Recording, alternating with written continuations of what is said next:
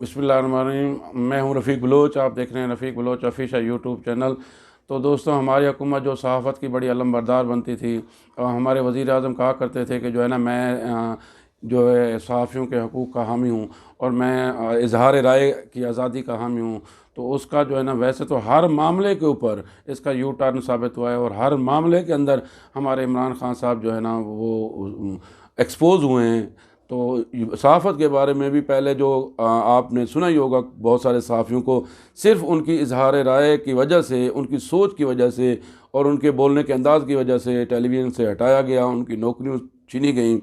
अब जो है ना, तहरीक लब्बैक के इशू के ऊपर एक उनका सर्कुलर आया कि जो है ना, इसकी कोई ख़बर ना जारी करें, कोई नशरियात जारी ना करें और इनको कवरेज बिल्कुल ना दी जाए।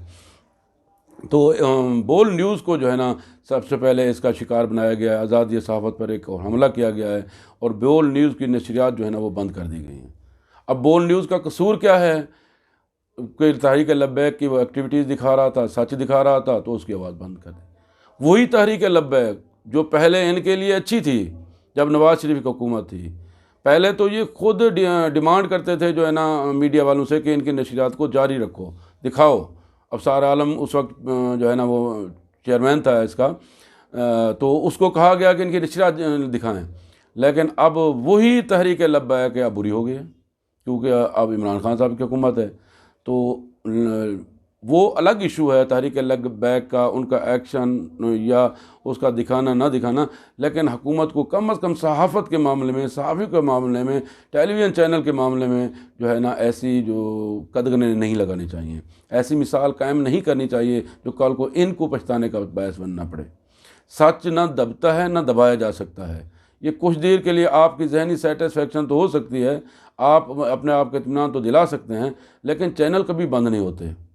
आप जितना ज़ोर लगा लें, जितनी कोशिश कर लगा लें, तो यकीनन ये हमें जो है ना, बोल न्यूज़ का सुन के पढ़ के बहुत मतलब एक किस्म की जो है ना, गम है और नाराज़गी है हुकूमत के साथ कि खुदारा सच को मत दबाएं। अगर एक इदारा सच लिख रहा है, सच बोलने की जुर्रत कर रहा है, तो उसको अप्रिशिएट करें। अगर सारे आपके कसीदा ख्वातीन तो नहीं है ना, हक लिखने वाले, सच लिखने वाले, सच बोलने वाले, सच शायर नशर करने वाले वो भी तो हैं। तो हम बोल न्यूज़ की तमाम टीम के साथ हैं, बोल न्यूज़ के साथ हैं और हम हुकूमत से पुरज़ोर मुतालबा करते हैं कि बोल न्यूज़ को के ऊपर से पाबंदी फिलफौर उठाई जाए और बोल न्यूज़ के कारकुनों को हिरासा परेशान न किया जाए और उनके जो है इंतज़ामिया के साथ जो है ना, नरमी इख्तियार की जाए।